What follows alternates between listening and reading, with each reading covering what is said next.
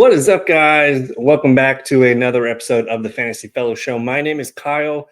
It's April 28th. We just had the NFL draft, the 2025 NFL draft officially in the books. It's Monday night as I record this, and we're going to talk a little bit about the Dynasty rookie rankings and kind of just get you guys just an updated picture of what we're looking at for your upcoming rookie drafts. I know some people are already in rookie drafts. My league, we're going to wait till about mid-May. And then I have another one that's going to do it end of July, early August, kind of when training camp is about to hit. So we're going to open up a screen share here and just kind of hop around and just talk about each position. And we'll kind of just give some brief ideas and bullet points of what we're looking at. I do have my rankings are live on the fantasyfellowship.com. So if you guys are interested, head on over there. There is a free, under the content tab, you guys can find Dynasty Rookie Rankings. I share with you guys my top 13 Superflex and my top 13 1 QB rankings. If you guys want to unlock the rest of the rankings, go ahead and do so. I'm probably going to be putting out some more content on these guys. I kind of want to do an article where I talk through kind of what I'm doing in this video, but I want to do a nice article for the subscribers. And if you guys are new, I got a 2-week trial for $5. You guys can just check it out for $5. Get the rankings and look at some of the other stuff. Otherwise, monthly subscriptions, season, 3-year, and lifetime subscriptions are up for you guys. But this is what we're going to be talking about today. And the way that I've kind of set this up is we're just looking at the players that were drafted by each position. And we're just going to talk about it a little bit. So we're going to start with the quarterbacks. And the way that this is kind of color-coded green, these are first-round quarterbacks. We only had one in round 2, 2 guys in round 3, nothing in round 4, obviously Shedeur in round 5, a bunch in the 6th, and a couple in the 7th. So we ended up with 13 total quarterbacks drafted this year. For Superflex, you probably only need to know about the top 4 or 5, maybe. And then for 1 QB league, I think it's more so just maybe 3 or 4 guys. But Cam Ward is the obvious one at the top, the 101 in the real draft. That's this column on the far right here. So it's just in order for you. But Cam Ward to the Tennessee Titans, I'm pretty excited about it. I did like what the Titans did with the rest of their draft, bringing in some weapons for him. We like their running game. And, they brought in Tyler Lockett the day before the draft, but they added Jameer Dyke in the 4th round. They brought in Alec Ayomanor in the 4th round. And they also brought in Cam Ward's receiver from Miami, Xavier Restrepo. So they do bring in some needed depth at the wide receiver position, which I liked. They signed some offensive linemen this free agency period, a lot of linemen in the free agency period. And then they drafted one in the 5th round here. They drafted a tight end as well that I like too. So not a lot of awesome weapons, but enough weapons for Cam Ward to step in there and have a decent rookie season. So I'm drafting him in, the top 5 of a super flex draft. I think if you need to, probably as early as 102. I think Genty in a tier by himself as far as blue chip prospects go. He's really the only blue chip prospect in this whole class. But if you want Cam Ward, I like the direction here that the Titans are headed in. They did add a bunch of guys here on their defensive side of the ball as well. It was just a well-rounded draft. But we'll see. Year 2 of Brian Callahan and Nick Holt as an offensive coordinator, they're probably one draft away from getting. They need a young stud receiver here, and we'll see if Dyke or Ayomanor can step up and be a solid contributor. But I think Cam Ward. Worth a top 5 super flex. I was talking to a kid, a friend, and he was able to get Cam Ward 105 in a super flex league, which sounds pretty crazy to me. So if I can get him anywhere in the top 5, I think I'm going to do so. Because after that, like Jackson Dart at 125, I think you're going to see Cam Ward start week 1. I think that's a lock. Jackson Dart, with them bringing in Russell Wilson and Jameis Winston, there's a real possibility that we don't even see Dart this year. I think it would take a Russell Wilson benching and then a Jameis Winston injury, or like he's 2 plays away from being 2 plays away yet. So with Dart, it's purely a 2026 projection. We just kind of want to see him looking good in training camp and settling in the preseason this year. I don't expect to see Dart this year. If we do see Dart, maybe it's the final game or 2 at the end of the season. So if you have a good team or if you have the luxury and Dart falls to you, you can take him there. But if you're a full rebuild team, he's looking good at the end of round 1, early round 2 of your super flex draft. There's a handful of guys that I'm going to take ahead of him at the end of the 1st round, but I think Dart be patient with him. He's a good player. I think it's exciting, his landing spot with, Malik Neighbors and some of the other young talent they have there. But you have to just be patient with Jackson Dart. Tyler Shuck, and I want to say Show, but it's Shuck, I guess. Him going 208 to the Saints was a bit of a surprise. There was some steam on him being a round 2 pick. I didn't expect him to go over Milroe or Sanders or any of the other guys that he did go over. And the Saints, man, just with Derek Carr, we don't really know what we're getting. There's a good chance Tyler Shuck could be starting week 1. I kind of view him as like a Davis Mills type quarterback where he got a lot of run for the Texans and then he ultimately got beaten out by CJ Stroud. So I don't think he's their long-term answer, but I think he's a solid bridge for a little bit. I think in a super flex league, I'm interested in drafting him and seeing what happens. He's a guy that I could throw as my QB 3 or 4 on the bench. And if he plays and looks good, you might have a nice QB 2 there for a little bit. I don't think he's the long-term answer again, but he should get an opportunity this year, which excites me from a super flex standpoint. So if you get to the end of round 2 and you're looking around and you don't know who to take, and you need a QB3, I think Shuck is an interesting guy. He's a little bit older for a prospect, but he's got some good stuff on film. And we like the weapons. Chris Olave, Rashid Shaheed, a couple tight ends there, a couple good running backs. I think he's entering an okay atmosphere. The Saints just need a lot. They just need a lot more on the defensive side of the ball, and a little bit more on the offensive side of the ball, or the offensive line, to be exact. So Shuck, I'm drafting mid to late round 2 in a super flex, but again, he's not the long-term answer. I think he's more of a Davis Mills bridge type guy, for the Saints to get their guy next year or the year after that. We're looking at QB4 Jalen Milroe, purely a backup in Seattle, but kind of the Jalen Hurts narrative is going to be his story. I think, we have a starter in Sam Darnold who we just paid a 3-year deal for. If Darnold gets hurt, Jalen Milroe has fantasy relevance with those legs. So he's an exciting 3rd round super flex pick, just because, if he gets thrust into action there and he looks good, there's a chance that, just like Jalen Hurts, we could be excited about Milroe in dynasty format. So he's a guy that, again, round 3, when all the good players are kind of off the board and we don't know really who to take, and you have a spot on your bench for a quarterback, I think Milroe is an interesting grab there. Now we get to the weird ones with Dylan Gabriel and Shedeur Sanders. I don't know what to do with the Cleveland Browns situation. Are they starting Joe Flacco week 1? Probably. Are we going to see Kenny Pickett before we see Gabriel or Sanders? Probably.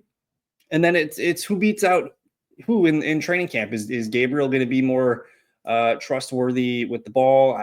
I don't know. So I'm ranking Shedeur slightly ahead of Gabriel in my rankings. I think in a super flex, I'm going to take Sanders over Gabriel just because, the hype in the name and just the ego involved. He's going to want to play up and show them that they shouldn't have let him fall all the way to the 5th round. So I don't know if Gabriel needs to be drafted in a super flex. It could be like a Kirk Cousins type situation for him where he gets some run at some point and looks decent. But it's really tough. I mean, we're talking a 3rd or 3rd round pick on Shedeur in a super flex league, maybe even a 4th round pick if he keeps falling there. But you don't have to take one of these guys. I think you could load up on other positions. But to me, this year's class is pretty weak. I think in the 3rd round is when I start thinking of some of the veterans that are still on the board that were thrown into the free agency pool. So to me, it's the top 4 guys that I'm really interested in for the long term. Sanders, and just the whole Cleveland atmosphere is kind of weird, man. So if you want to babysit Sanders for a couple years and see what happens, I think that's fine. Otherwise, Kyle McCord, Will Howard, Riley, like all these guys down here, probably not drafting these guys in a super flex, definitely not in a 1 QB league. These guys are purely drafted to be backups and will only have relevance if there's an injury ahead. But we'll keep an eye on Will Howard. I think if there's one guy on this list, it is Will Howard for me, just because the Steelers don't have a long-term answer at quarterback yet. Even if they do sign Rodgers, he's an older guy. He's 1 injury away, and Will Howard could be your starting guy. So if I did have to take one shot late, it would be Will Howard. I like that potential landing spot for him. So there's your quarterbacks. Let's move on down to the RBs. And the running backs, man, like we had a lot of high hopes for these running backs entering this draft. This was supposed to be, the meat. This was supposed to be the meat of the, can I do that? All right, we'll do this. Okay. This was supposed to be the meat of the draft, and I just don't think we got any of the best landing spots I thought there was going to be 6, 7, 8 running backs taken that would be thinking with first round grades for our rookie drafts, and there just really is not. Obviously, Genty, I don't need to spend a lot of time on Genty. He's in the Bijan Robinson unicorn tier of running back prospects. Raiders are going to give him as much as he can handle. I like Geno Smith back there. Genty 101, even in a super flex, I'm taking Genty 101. Now, where it gets interesting is Amari and Hampton. And I do think Hampton can go as high as the 102 going to the Chargers. I think that's a fantastic fit for him. They did bring in Najee Harris, which is a little bit of a frustration for year one. But the year 2, year 3, year 4 outlook for Hampton with the Chargers looks fantastic. And, as soon as next year, we could be ranking Hampton just as high as we were Genty in terms of a redraft or dynasty rankings. I think he's that good. So for the first year outlook, we have to just worry about Najee Harris getting some carries and getting some goal line stuff potentially. I do think Hampton's going to be the receiving back and take over a lot of the third down duties. And there's a chance that Hampton just simply outplays Najee. I don't think Najee's an elite talent at the running back position. He's just kind of like a really, he's just a solid running back, but he just doesn't offer a lot of explosiveness and things like that. So Hampton, I think he's a year 2, year 3, year 4 stud that I'm going to want on my team. I'm willing to take him as high as the 102. If I'm up and I'm like, I need a running back, man. I need a guy that I can start as my running back 2 right now. My receivers are fine. I'm going Hampton at 102. Unless you needed Cam Ward there too. But that's as high as I would take Hampton. If you can get him, 103, 104, 105, I think that's fantastic value. And then you get to Quinshon Judkins, which I was kind of liking when they drafted him. Nick Chubb's gone. Jerome Ford's still going to be a bit of a receiving back for them. And that's really all they have on their roster behind them. But then they go and draft Dylan Sampson out of Tennessee down there in round 4. And that's a good draft capital for a running back. And I do think, 2026, you're looking at a Judkins, Dylan Sampson backfield, but Judkins is going to be the Nick Chubb version in this backfield where he's going to lead the team in touches and get the most opportunity, especially around the goal line. So I just don't think he profiles to me as a 3-down back. I think I have him ranked as like 6th, 7th, 8th or something in that range here. But he's one of those guys where I'm up to picking it's 106. And I'm, if I have a bunch of good running backs, I'm probably looking at Matthew Golden or one of the tight ends or something like that. I don't think I love Judkins from a PPR standpoint is kind of what I'm saying. So I like Judkins' game just fine. I just think he's more of a Brian Robinson, Najee Harris, a guy that's going to rack up a lot of touches and goal line opportunities, but he's just not going to offer that top 5, top 10 upside at the position that a Hampton or a Genty could in this class. So still a very good quality running back 2 profile, but he's more in that Kenneth Walker, Nick Chubb at his best, which are fantastic players. We want those guys on our dynasty teams, but just beware of the PPR potential limit there. And then you got, we'll talk about Dylan Sampson when we get there. That's just one of the hangups here is they drafted 2 running backs, which just makes me a little bit nervous. But Judkins he's going to lead the team in backfield carries right away. I think you can plug him in as your running back 2 this year. It doesn't really matter who the quarterback is. I think for this year, he's still going to get enough touches to average 10, 12 points per game. And then we get to New England, and I thought this was a bit of a disappointment for me. TreVeyon Henderson, man, I thought he had a 3-down potential for skill set, and he goes to New England where they just paid Ramondre Stevenson. So that was a bit of a shock to me to see them.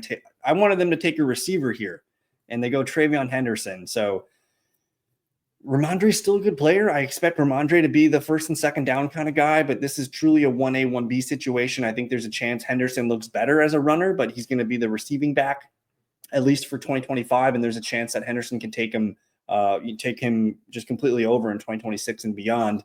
But slightly disappointed. I kind of have some of the receivers like Matthew Golden and, a couple other, some of the tight ends I might take over Henderson. I don't think Henderson. So Henderson in the future profiles as a running back too, because of the PPR upside. I think for his rookie season, he's a great, one of the first or second guys off your bench at running back, but I don't think we can start him week 1 necessarily as long as Ramondre Stevenson's healthy. But if Stevenson does go down, you're looking at a really fun running back 2 upside here. So there's a little bit more things to navigate with Henderson. I don't think he's a slam dunk pick in the first round. I have seen him go a little bit high. I do like him with Drake May quite a bit though. So I might even prefer Henderson over Judkins long term, just because of the receiving profile, and I think he could be better than Ramondre Stevenson. So good fit.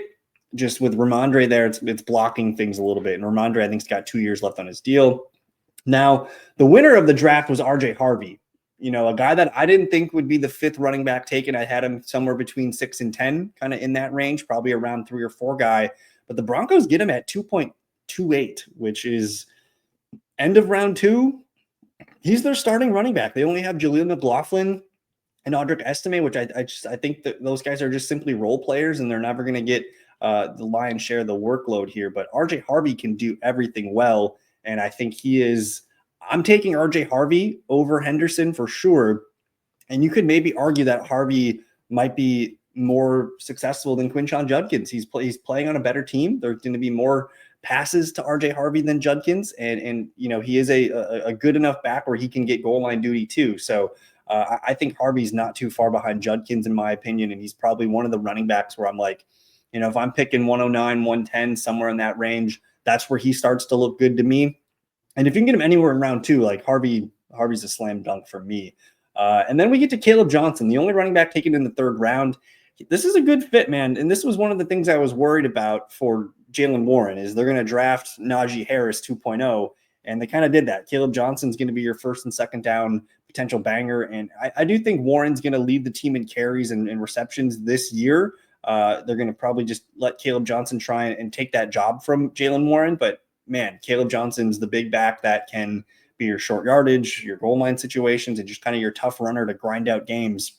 So Caleb Johnson, a round 2, like an early round 2 grade for me, I think in your rookie drafts.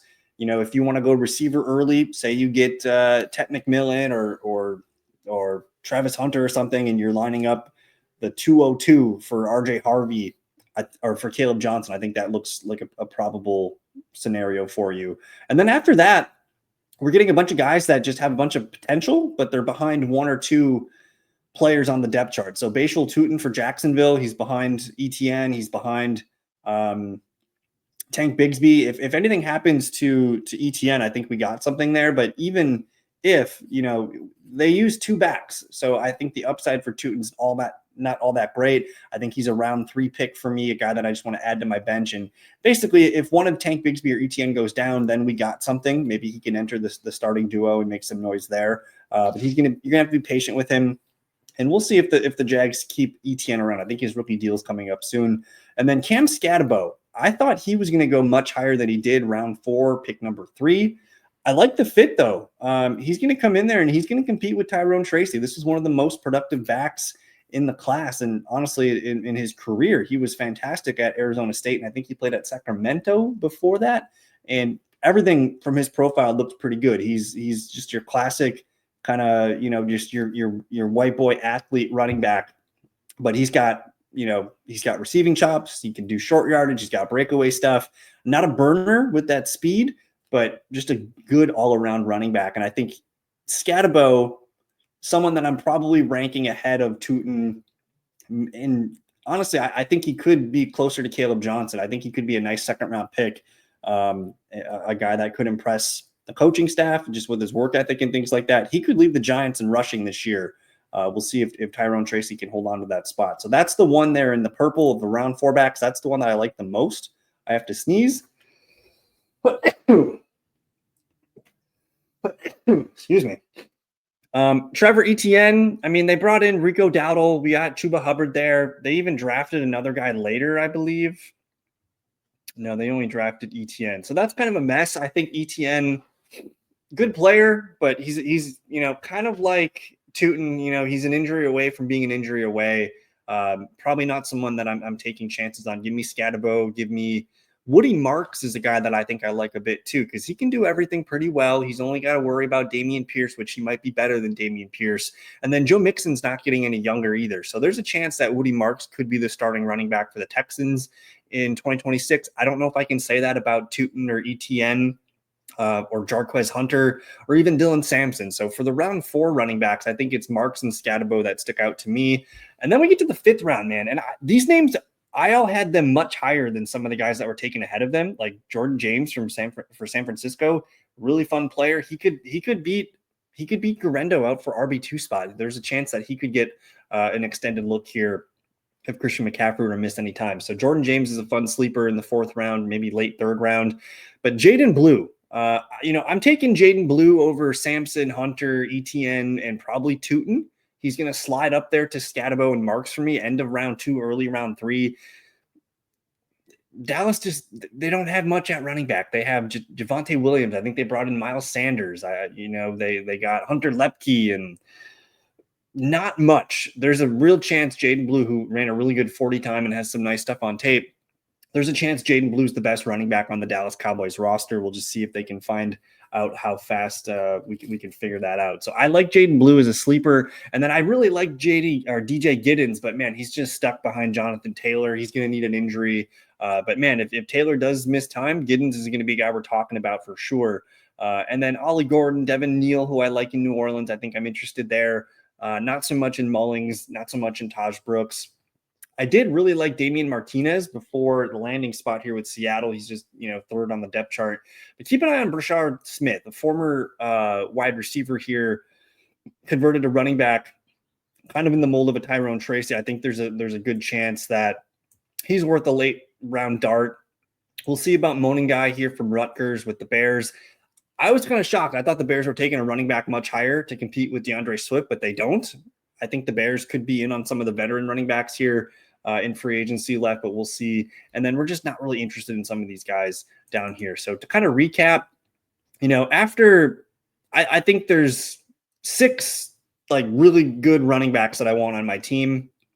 I think there's 4 with the 1st round grade. I'll go Genty, Hampton, Judkins, and Harvey as my top 4. I'm going to put Henderson as my RB5 and then Caleb Johnson RB6. But after that, man, I'm looking at Scatabo, probably Woody Marks, and then Jaden Blue. So Jaden Blue would be my sleeper for you. We'll talk quickly about the wide receivers here. I'm going on 22 minutes. I want to kind of speed it up. I love Travis Hunter going to the Jacksonville Jaguars. I think he's going to play a lot more offense than people think. I think he's worth taking as early as the 102. I think he is the clear best receiver. He's the most talented player in this receiver class for sure.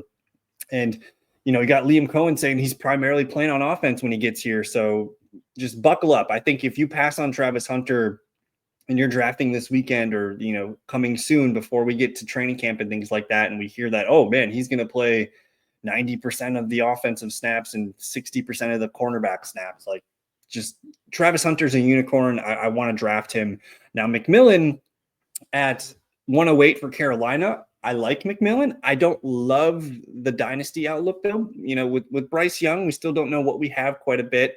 He had a really good end of the year last year, but the jury's not in on Bryce Young. So McMillan, big body. We don't know if he can play inside quite yet.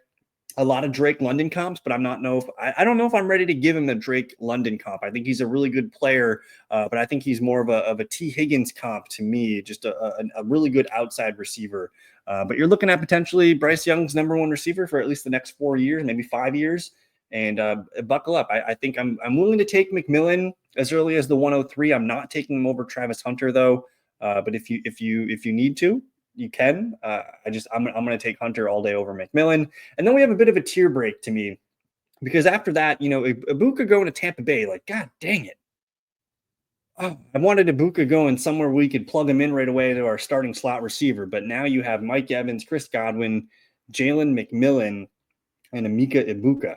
So Ibuka is probably one of those guys that's on the Jackson Smith and the Jigba patience wagon where you're going to need to just bide your time year 1, kind of like we did with Rome Odunze 2 last year. We know we're getting a good player.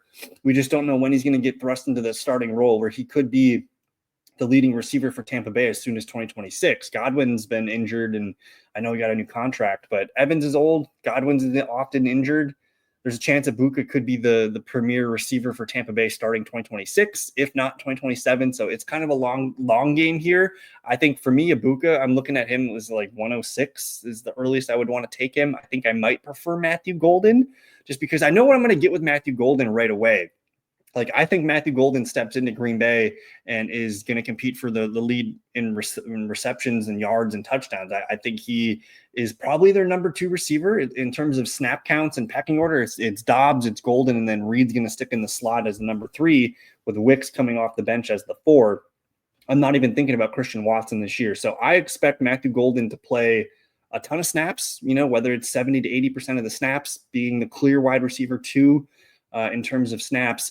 But again, he could just be the guy that just gets open all the time and makes big plays for Jordan Love, and he could be a 70 to 80 catch receiver right away. So Golden, I think I'm taking him as high as 106. I'm taking him over Ibuka just because I'm getting an earlier look at Golden as a potential fantasy star. Admit, if he hits, like, his ceiling comp is Stephon Diggs. That's pretty exciting. And if you're going to be Jordan Love's leading receiver for the next 5 years, I think I'm signing up for that. So Golden, fantastic there. And then after that, like, those are so the guys in green are your round 1 draft picks, and they're also your round 1 rookie draft picks. I think Jaden Higgins, I like him quite a bit. A little bit redundant with what Nico Collins brings. I'm a little nervous about that. But Higgins is a great outside receiver. Luther Burden, I think I might prefer Burden over Higgins just because he's attached to Caleb Williams, and he's a really good player with the ball in his hands. They can get a lot of design touches for him, whether it's screens and even rushes and things like that. I think Burden's ceiling's a little bit higher because eventually DJ Moore won't be there, and you're looking at Burden being the number 2 for Caleb Williams, which excites me. I know Higgins could be the number 2 for the Texans, but I'm not quite sure I'm buying Higgins yet. I really like Trey Harris. He was one of my favorite receivers coming into the draft.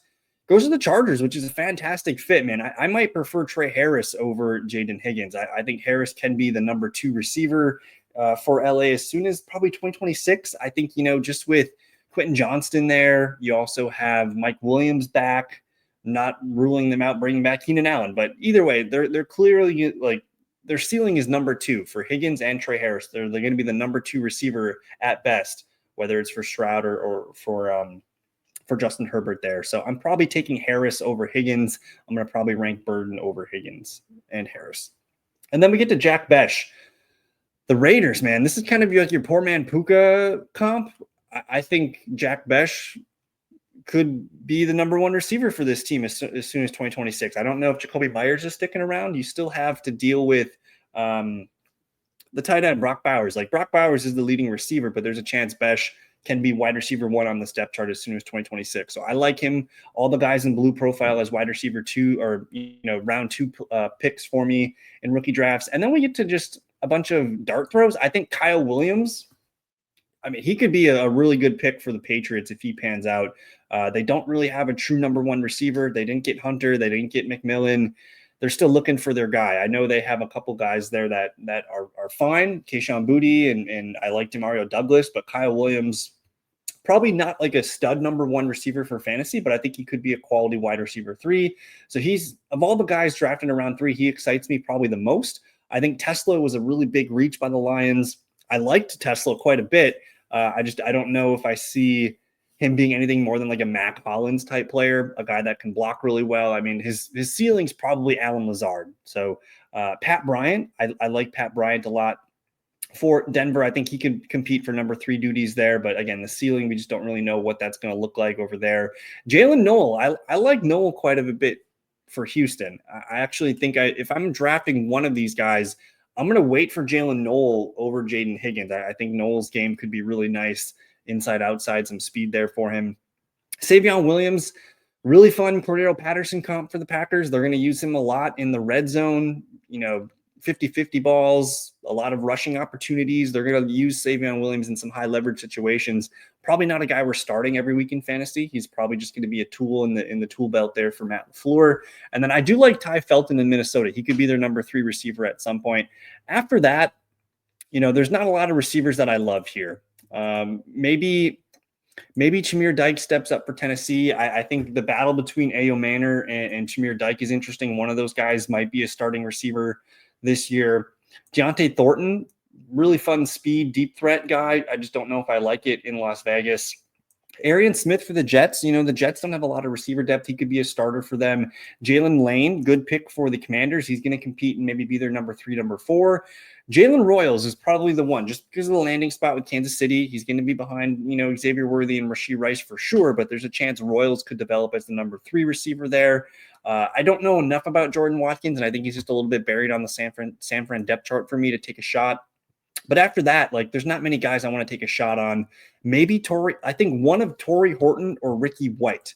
Seattle's number 3 job is wide open behind JSN and Cooper Kupp. One of these guys could step up and beat MVS out.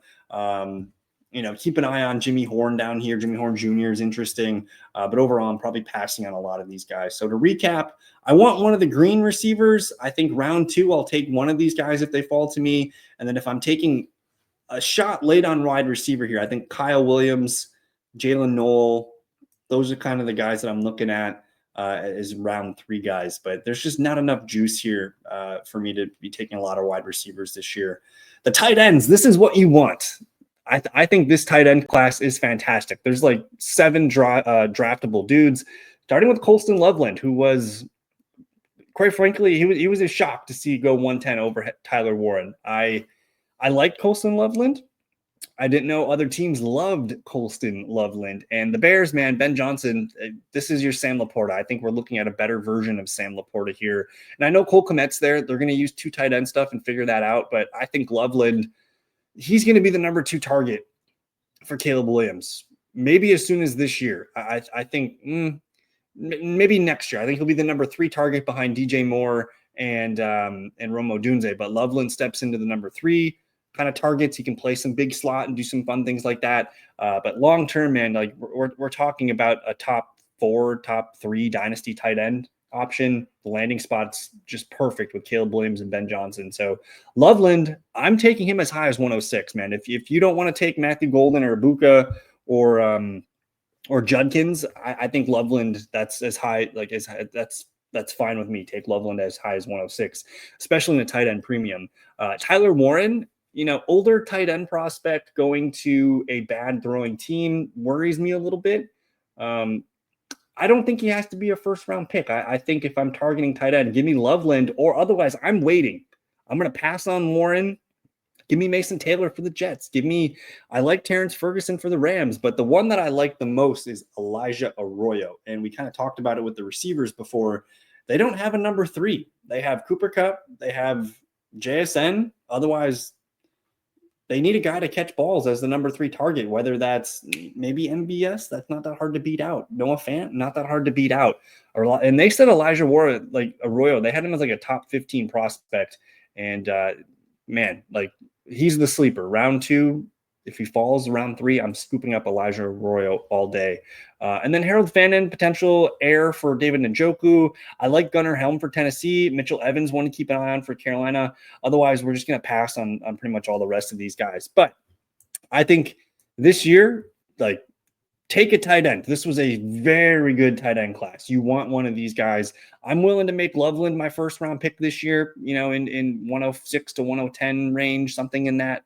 Otherwise, I think Elijah Arroyo is probably the end game guy where, you know, if he falls, we're cooking with Arroyo. So fun draft class. That's just kind of my quick review, my thoughts on the 2025 rookie drafts that we're going to be all hanging out in soon.